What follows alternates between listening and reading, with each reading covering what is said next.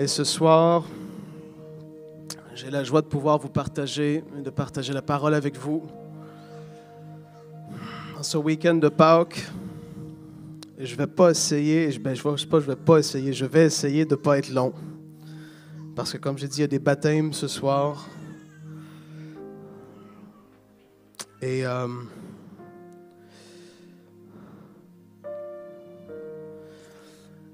on va aller ensemble pour commencer ce soir dans Jean chapitre 19. Et on va rester là en fait toute la soirée. Jean 19.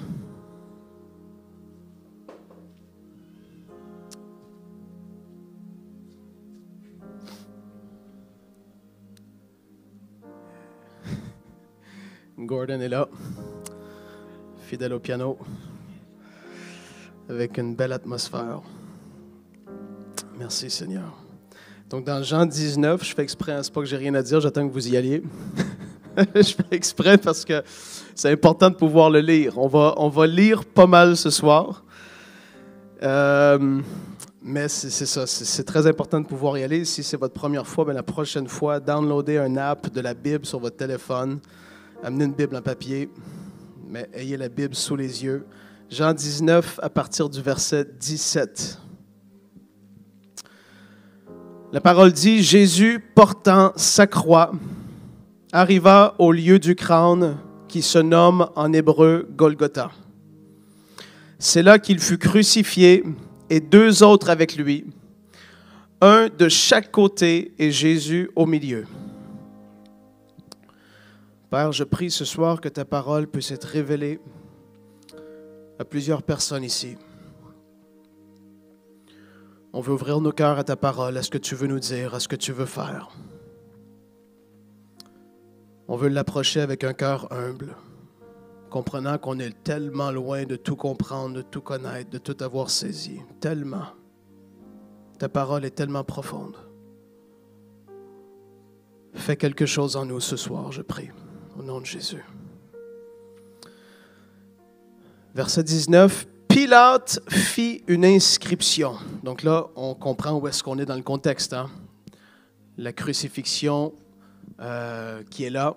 Jésus a été jugé par Pilate. Il y avait eu les religieux, les pharisiens, le Sanhédrin, toutes les personnes qui étaient là qui voulaient voir Jésus crucifié parce qu'il se disait Dieu. Et donc, Pilate fit une inscription qu'il plaça sur la croix et qui était ainsi conçue. Jésus de Nazareth, roi des Juifs. Beaucoup de Juifs lurent cette inscription parce que le lieu où Jésus fut crucifié était près de la ville. Elle était en hébreu, en grec et en latin. Donc, Pilate voulait vraiment que tout le monde puisse la lire.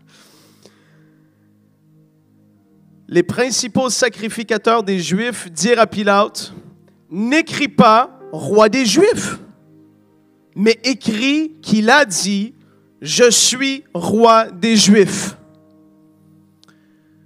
Tu vois, les religieux ne voulaient pas que les personnes croient que Jésus était vraiment le roi des Juifs. Ils voulaient que les personnes pensent qu'il s'auto-proclamait « Je suis roi des Juifs ». Une grosse différence.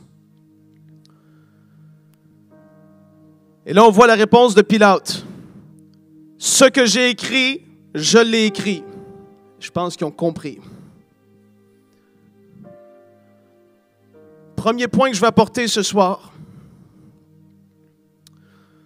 Certaines personnes ne voudront pas forcément accepter ou ne comprendront pas qui tu es spirituellement parlant. Mais quand Dieu est véritablement dans le coup, l'approbation et l'élévation viendront de Dieu et personne n'aura rien à dire. On peut penser que Pilate a voulu faire ça avec des mauvais motifs, que les pharisiens et les religieux ne voulaient pas parce qu'ils ne voulaient pas qu'il soit identifié comme étant le roi des Juifs. Mais Dieu savait ce qui allait être écrit au-dessus de Jésus et ça allait proclamer, que le monde le veuille ou pas, qui il était réellement. il était roi des Juifs. Et non seulement ça, mais aujourd'hui, il est roi des rois, roi de tout.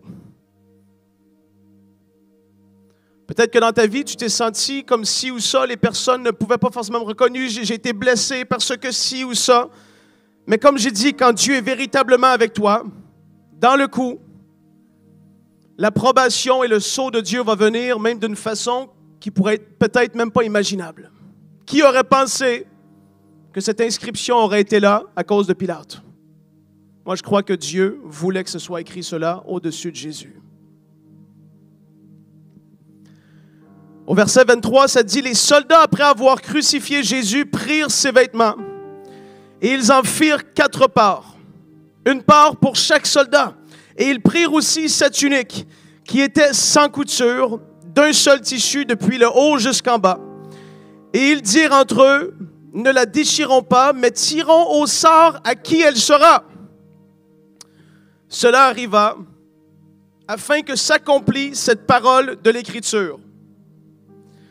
Ils se sont partagés mes vêtements, ils ont tiré au sort ma tunique. Voilà ce que firent les soldats. » Ça, c'est extraordinaire. C'est la dimension prophétique. C'est la dimension où quand Dieu, de toute éternité, on ne sait pas quand est-ce, ça fait combien d'années, on ne peut pas calculer ça intellectuellement parlant, mais Dieu savait, et ça l'avait été dit prophétiquement, des centaines d'années avant la mort de Jésus sur la croix, il y avait eu des prophéties, des paroles qui avaient été dites. C'était des choses que Dieu avait établies, des choses qu'il allait se passer. C'était pas possible que ça ne se passe pas. Comment est-ce qu'il y en a ici? Vous savez que quand Dieu ordonne quelque chose, il y a un timing que Dieu a ordonné, cette chose-là va s'accomplir. Que les hommes ne veulent pas, qu'ils ne comprennent même pas ce qu'ils font, ces soldats-là ne saisissaient même pas la portée de ce qu'ils faisaient, mais ils accomplissaient la prophétie que Dieu avait parlé il y avait des centaines d'années, que Dieu avait déjà conçue et savait que ça allait se passer tellement longtemps auparavant. Il y a des choses dans ta vie, quand tu es véritablement, quand tu es dans la mission que Dieu t'a confiée, quand tu es en train de marcher avec lui, quand tu es dans son plan. Vous savez, dans la vie, tu peux être dans un plan que tu t'es conçu toi-même ou tu peux être dans le plan de Dieu. Moi, j'étais dans mes propres plans. Ça marchait à peu près. Mais je te garantis que j'aurais jamais vécu. Je ne pouvais même pas imaginer ce que Dieu avait en réserve pour moi. Tellement de gens font leur propre vie. Et à un moment donné, ils rencontrent Dieu et ils saisissent que Dieu a une destinée pour eux, que Dieu a quelque chose d'écrit sur leur vie. Que Dieu a vraiment réfléchi, a pris le temps de s'arrêter et de réfléchir. Et il y a dit, il y a peut-être 250-75 milliards d'années dans le passé, je ne peux même pas le calculer, c'est pas possible, mais que Samuel Gingras allait être ici à Granby ce soir. T'imagines-tu que Dieu a réfléchi à ça? C'est le psaume 139 qui nous le dit. Que Dieu a écrit dans ses livres tous les jours qui nous étaient destinés, avant qu'aucun d'eux n'existât. Dieu, à un moment donné, que tu le connaisses ce soir, peut-être que tu es nouveau, tu ne connais pas Dieu. Puis tu m'entends parler, tu ne saisis pas trop ce que je dis, c'est correct. Ça va venir. Dieu, à un moment donné, que tu le connaisses ou pas, que tu l'aies accepté ou pas, il te connaît. Et il a quelque chose d'établi, d'écrit sur ta vie. Ouh, ça, je veux dire, il y a de quoi à s'énerver un peu, là. Et il y a quelque chose au temps marqué de Dieu, quand tu es dans ses plans, il y a des choses qui vont se passer. Peut-être que tu es découragé, mais au temps marqué, quelque chose va se passer. Dieu te connaît, Dieu te voit. Il sait par quoi tu traverses. Il sait les combats qui sont dans ta vie. Il sait, mais tu es dans ses plans, dans sa volonté, et au temps marqué de Dieu, il va y avoir quelque chose qui va se passer. Dieu connaît toutes choses. Il n'est pas surpris par quoi que ce soit. Et là, ici, on voit qu'il y avait des prophéties, qui est en train de s'accomplir alors que Jésus se faisait rire de lui. Les soldats ont pris sa tunique. Au verset 23, les soldats, après avoir crucifié Jésus, prirent ses vêtements et ils en firent 4 parts. Une part pour chaque soldat. Excusez, verset 26. 25. Près de la croix de Jésus se tenaient sa mère et la sœur de sa mère. Donc là, on a vu les soldats ce qu'ils ont fait. Près de la croix de Jésus se tenait sa mère et la sœur de sa mère, Marie, femme de Clopas, et Marie de Magdala. Jésus, voyant sa mère, et auprès d'elle le disciple qu'il aimait. On parle de Jean ici. Donc Jésus est sur la croix, il regarde en bas et il voit Marie et il voit à côté d'elle Jean. Et là il lui dit, Jésus voyant sa mère et auprès d'elle le disciple qu'il aimait, dit à sa mère, femme, voilà ton fils. Puis il dit au disciple, voilà ta mère. Et dès ce moment, le disciple l'a pris chez lui. Combien parmi vous, vous savez que quand tu marches avec Jésus, il va prendre soin de tout? T'imagines-tu? Tu sais, là, on s'arrête quelques minutes pour étudier ce passage. Et pendant qu'il est sur la croix, il voit ça et il s'en fait encore pour Marie. T'imagines-tu à quel point il s'en fait pour toi ce soir?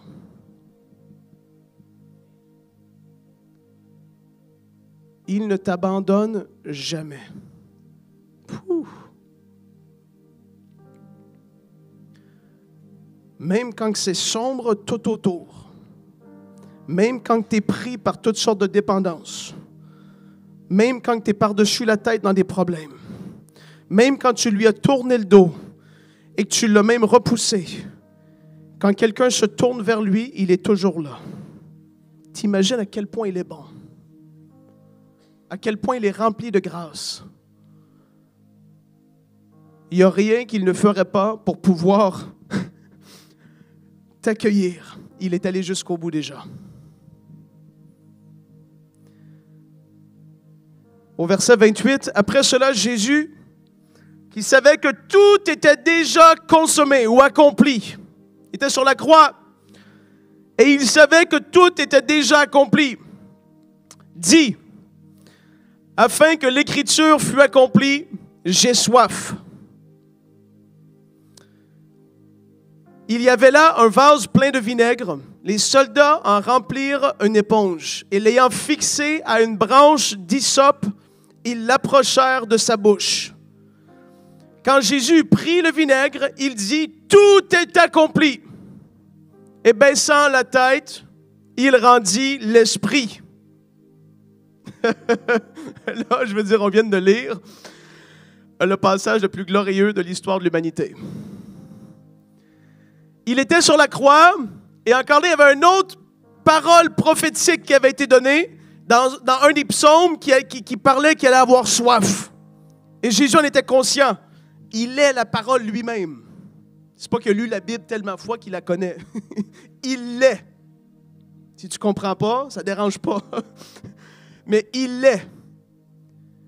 Et il savait que ça devait arriver. Et il était sur la croix, et il dit, j'ai soif, et là, tout est accompli. Et on le sait que dans d'autres évangiles, le ciel s'était obscurci. Et là, le voile, à ce moment-là, le voile dans le temple s'est fendu du haut jusqu'en bas. Sais-tu à quel point c'était fort la mort de Jésus? Même pas sa résurrection, là. Juste sa mort. La mort de l'homme, le seul parfait qui a marché sur cette terre. Quand il est mort, un autre évangile nous dit que les morts sont ressuscités pendant que lui, il mourait. C'est tellement fou. T'imagines dans le cimetière ici, à Koé, des morts qui sortent tu sais, tu fais « What? » Mais Jésus, c'était comme ça. Il est mort, le voile s'est déchiré, la terre a secoué. La mort a été vaincue. Alors que le diable pensait avoir gagné. Il venait de perdre la plus grande défaite inimaginable. Et ce soir, j'ai envie de te dire que même si tu te sens dans une position de vaincu, tant que Dieu n'a pas dit son dernier mot, rien n'est terminé. Le diable pense qu'il t'a donné la plus grosse baffe que tu pouvais prendre. Il t'a oppressé spirituellement. T'es découragé, t'es fatigué, t'es plus capable. T'en pleures le soir, ça va mal, ta vie est compliquée. Alors que t'es sur le point même, tu penses que t'as perdu. Le diable croyait qu'il avait gagné. Mais je te le dis que quand Dieu intervient dans une situation, les choses changent. Comment est-ce qu'il y en a qui ont vu Dieu agir dans leur vie alors qu'ils pensaient que tout était fini? Nous sommes des témoins vivants. Il m'a fait tellement de bien. Il m'a sauvé. Il m'a libéré de toutes sortes de choses dans ma vie. Il m'a transformé et il continue de me changer à son image. Alors que les gens auraient pu voir Frank ou te voir toi et dire, mais bon, Frank, Dieu prend quelqu'un, comme on l'a vu la semaine dernière, qui est tout démoli et entre ses mains de potier reconstruit une personne d'une façon extraordinaire. Peu importe les difficultés, quand le diable pense qu'il a gagné, quand quelqu'un, la Bible dit, quand que le malheureux crie, l'Éternel l'entend et il le délivre de toutes ses détresses. Quand tu penses que c'est fini, ce ne l'est pas.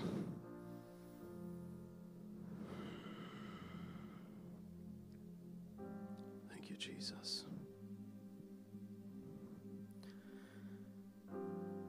J'ai envie de dire ce soir, quand le diable pense avoir brisé une famille, Dieu intervient. Seigneur, je prie pour cette personne, ce couple, que ce soit une famille immédiate ou plus élargie. Je prie que ce que le diable a voulu faire, je prie que les traits enflammés soient éteints au nom de Jésus. Je prie que la paix puisse intervenir, puisse descendre, puisse être présent. Seigneur, fais-le au nom de Jésus. Fais-le surnaturellement. Au verset 31, dans la crainte que le corps ne restât sur la croix pendant le sabbat. Car c'était la préparation et ce jour de sabbat était un grand jour. Les Juifs demandèrent à Pilate qu'on rompît les jambes aux crucifiés et qu'on les enlevât. Les soldats vinrent donc et ils rompirent les jambes au premier, puis à l'autre qui avait été crucifié avec lui. S'étant approchés de Jésus et le voyant déjà mort, ils ne lui rompirent pas les jambes. Mais un des soldats lui perça le côté avec une lance et aussitôt il sortit du sang et de l'eau. Celui qui l'a vu a rendu témoignage et son témoignage est vrai. Et il sait qu'il dit vrai afin que vous croyiez aussi. Ces choses sont arrivées afin que l'Écriture fût accomplie. Aucun de ces os ne sera brisé. Et ailleurs, l'Écriture dit encore, ils verront celui qu'ils ont percé. Après cela, Joseph d'Arimathée, qui était disciple de Jésus, mais en secret par crainte des Juifs, demanda à Pilate la permission de prendre le corps de Jésus. Et Pilate le permit, et il vint donc et prit le corps de Jésus. Comment est-ce qu'il y a de gens comme Joseph d'Arimathée qui suivent Jésus, mais de très très loin?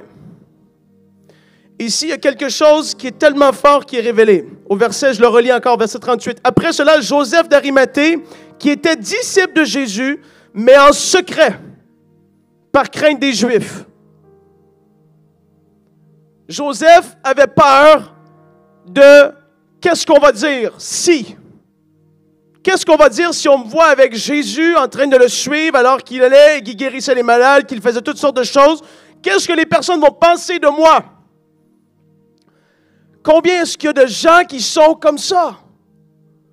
Ils croient en Dieu et c'est resté une croyance plutôt, je vais le dire comme ça, intellectuelle. Ils n'ont pas vécu la nouvelle naissance que Jésus nous a parlé dans Jean chapitre 3. Ils croient en Dieu, mais ça reste comme ça. Ils auraient envie d'aller à l'église, mais qu'est-ce qu'on va dire de moi si j'y vais? Peut-être que c'est ton cas ce soir. Moi, ça a été le mien. Hein? J'ai grandi, je suis un fils de pasteur. Et je ne m'en vantais pas à haute voix. Parce que qu'est-ce que le monde va dire? Ah, un fils de pasteur. C'est pas commun. Non. Surtout pas au Québec. Frank, mais toi, je me rappelle un jour, il y a un gars avec qui je faisais du skate, et il me dit, mais toi, tu crois en Dieu?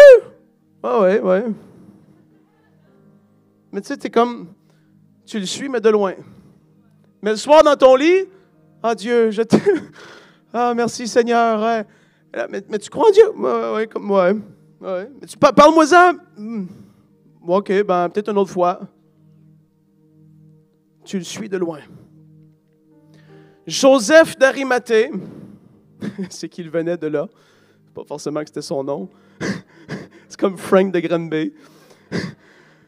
Joseph, ça l'a pris la croix, l'œuvre de la croix pour qu'il prenne position pour Jésus. Je peux vous garantir que les Juifs savaient que Jésus était crucifié sur la croix. Cette journée-là était particulière, hein? Le voile s'était déchiré. Et là, ils voient un homme connu, qui n'était pas pauvre, en train de descendre Jésus de la croix. Mais là, tu es exposé, hein? Tout le monde te voit. Il n'y a rien de moins indiscret que ça cette journée-là. Et moi, je te dis aujourd'hui, qu'est-ce que ça va prendre pour que tu prennes position pour Jésus? Moi, ça a pris une rencontre personnelle forte. J'avais vécu des choses avec lui. Mais il a fallu que je prenne position à un moment donné. Que je dise, et je m'en rappelle, l'acceptation de l'appel que Dieu avait mis sur ma vie. C'est-à-dire que Dieu m'avait appelé, oui, il m'avait dit, tu vas prêcher, tu vas faire ce que je fais là. Je n'avais pas envie pendant longtemps.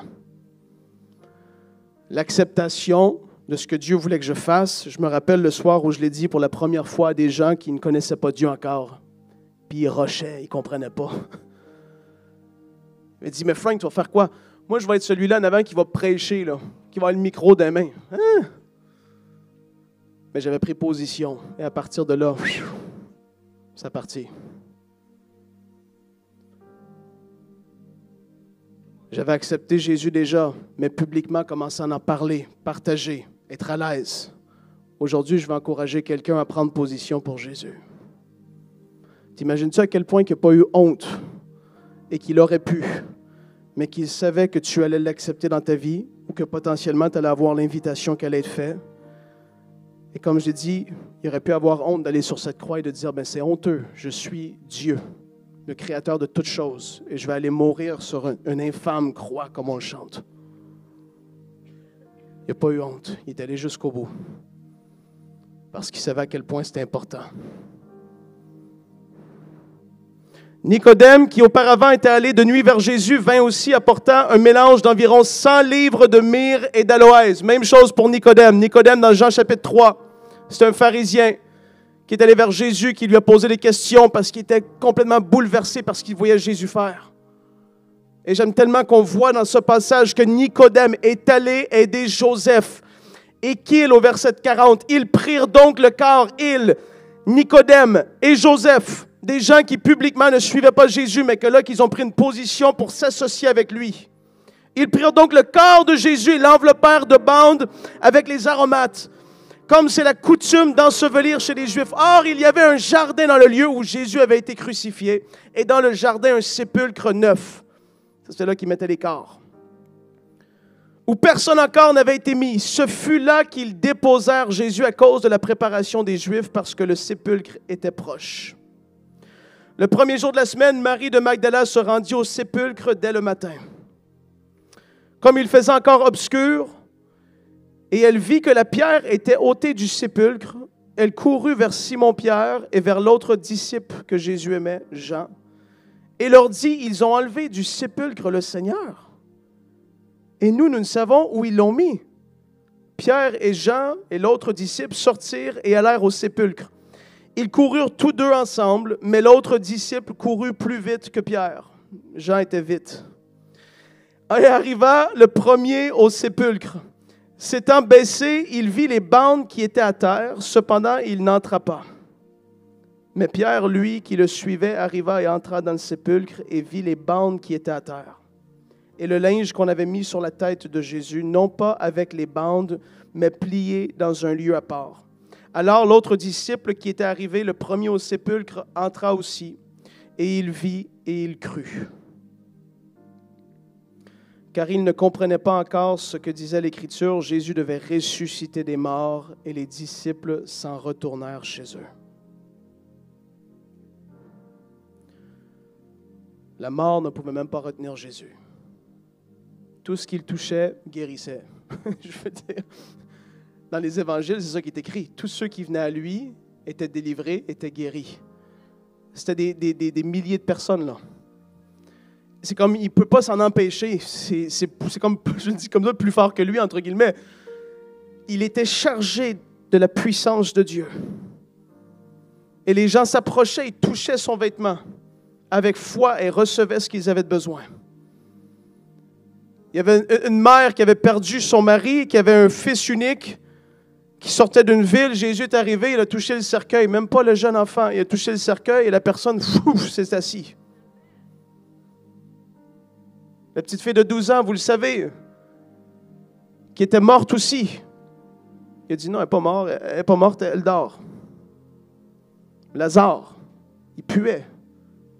Ça faisait des journées qu'il était mort. Il a dit, Lazare, sort. Il est la résurrection. Il est la guérison. Ce n'est pas qu'il est capable. Il est sa personne. Il est la vie. La vie éternelle. La vie en abondance. C'est pour ça que quand tu l'acceptes dans ta vie et que le Saint-Esprit habite en toi, que tu es le temple du Saint-Esprit, sa vie t'est communiquée. Son ADN, sa nature est supposé être plus fort que toi. C'est comme, mais c'est quoi, je ne suis plus pareil. Il se passe quelque chose en moi. C'est parce que la résurrection et la vie est entrée en toi.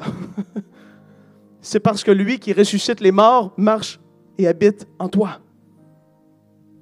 La mort ne pouvait pas le retenir. Qu'est-ce que tu veux qu'il fasse pour toi ce soir? Qu'est-ce que tu auras envie qu'il ressuscite, entre guillemets, dans ta vie? Je le dis comme ça. Qu'est-ce que tu aurais envie? Où est-ce qu'il faudrait qu'il pose sa main? Pourtant, il le fait tellement de fois. Pourquoi est-ce qu'il arrêterait aujourd'hui? On l'a vu il y a plusieurs semaines. Même, c'est arrivé souvent. On l'a vu ici à Plénitude. Des gens être rencontrés, recevoir ce qu'ils avaient besoin.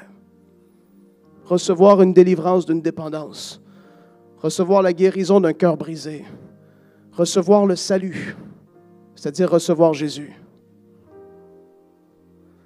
Je termine avec cette partie du passage. Cependant, Marie se tenait dehors près du sépulcre et pleurait. Là, tu vois les disciples, et là c'est Marie ici. Ils n'avaient pas encore pleinement saisi la résurrection de Jésus. On ne peut pas leur en vouloir. À leur place, je ne sais pas ce que j'aurais fait. Hein. Il a dit, je dois aller, il faut que je meure et que je ressuscite le 3e jour. Mais tu saisis pas trop. Et là, ils arrivent à un tombeau qui était gardé par des soldats. La pierre géante est roulée, les bandages sont à terre. Mais qu'est-ce qui se passe? Les disciples sont venus, ils ont vu, ils sont repartis en courant. Et là, Marie, elle est là.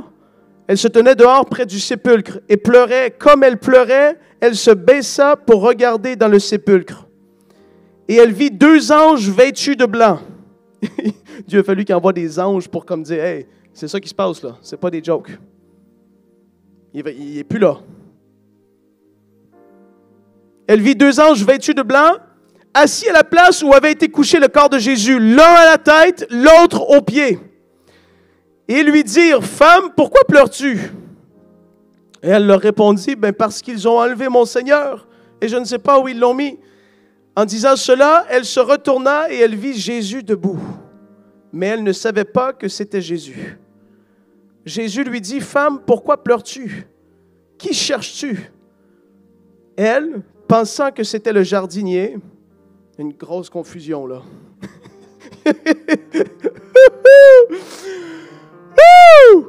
Quand Jésus arrive, des fois tu ne saisis pas qu'est-ce qui se passe. Tu es dans une réunion, c'est la première fois, tu sens un frisson, tu sens comme tu pleures. Et combien de fois j'ai vu des personnes qui sont venues la première fois à l'église, sont assises, pouf, mais qu'est-ce qui se passe? C'est pas un jardinier. Son nom, c'est Jésus, parce qu'il est vivant encore. Et là, elle, pensant que c'était le jardinier, lui dit, « Seigneur, si c'est toi qui l'as emporté, dis-moi où tu l'as mis, et je le prendrai. » Et là, ça, c'est merveilleux. Jésus lui dit, « Marie. » Elle se retourna. Et en hébreu, « Rabouni », c'est-à-dire « maître ». Jésus s'est révélé juste par l'appel de son nom. Il venait de discuter avec elle. Là. Il y avait eu un échange. Elle n'avait pas saisi. Il dit, Marie.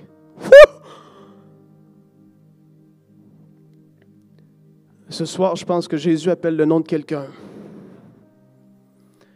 Il y a des personnes qui vont être baptisées ce soir, c'est parce qu'ils ont accepté l'appel de Jésus.